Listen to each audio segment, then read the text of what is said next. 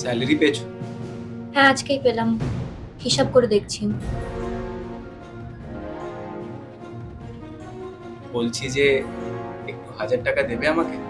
কিসের 1000 টাকা? আসলে অনলাইনে অর্ডার দিয়েছিলাম একটা জিনিস, সেই জন্য। ও, এখন আমায় তোমাকে 1000 টাকা দিতে হবে? নিজে রোজগার করো, তারপর পার্সেল আসবে, টাকা দেবে। তোমার নিজের তো ক্ষমতা নেই, তুমি কোন মুখে আমার কাছ থেকে টাকা চাইছো? আমি কোনো টাকা দিতে পারবো না। টাকা নিজে জোগাড় করো, পার্সেল নাও, আর না হলে রিটার্ন করে দাও। প্লিজ দেখো, জিনিসটা আমার খুব পছন্দের, মানে স্টক ছিল না, সেই জন্য আমি অনেক আশা করে অর্ডারটা দিয়েছিলাম। যখন পছন্দর জিনিস ছিল, অর্ডার দেওয়ার আগে তো ভাবতে হতো একবার। যখন পকেটে টাকা ছিল না, তাহলে কি কারণে 1000 টাকার অর্ডার দিয়েছো? আমি জানি না, নিজেরটা নিজে বুঝে নাও। সব সময় মাথা খারাপ করতে চলে আসে।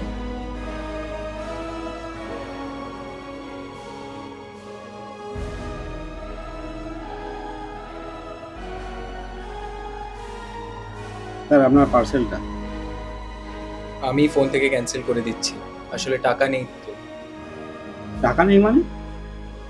টাকা নেই তো আপনি অর্ডার দিয়েছিলেন কেন? আর আমাকে এতক্ষণ দাঁড় করিয়ে রাখলেন বা কেন? সরি।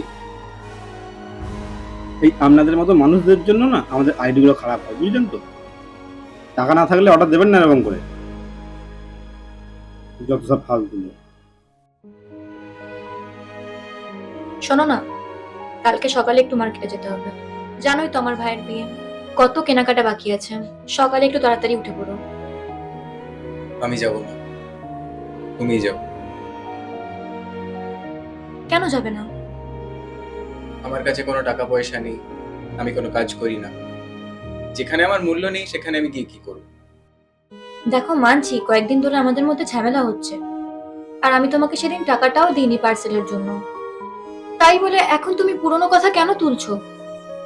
দেখো, আজ বলে নয়, কয়েকদিন ধরেই আমি দেখছি যে তুমি আমাকে অনেক ছোট বড় কথা শুনিয়েছো।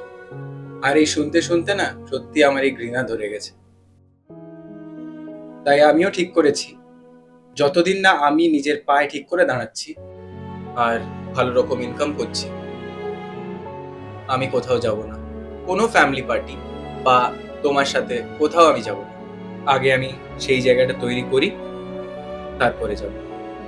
কিন্তু আমার বাড়িতে ব্যাপারটা এরকম করো না। প্লিজ, কালকেটা চলো আমার সাথে।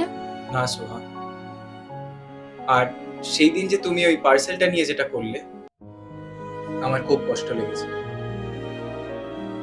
আর জানো, ওই পার্সেলটা আমি নিজের জন্য নয়, তোমাকে সারপ্রাইজ দেবো বলে তোমার জন্যই আনিয়েছিলাম। শোনো না, আমার কোনো কথা যদি তোমার খারাপ লেগে থাকে, আমায় ক্ষমা করে দিও। কিন্তু প্লিজ, এরকমটা করো না। না প্লিজ, আমাকে একা থাকতে দাও।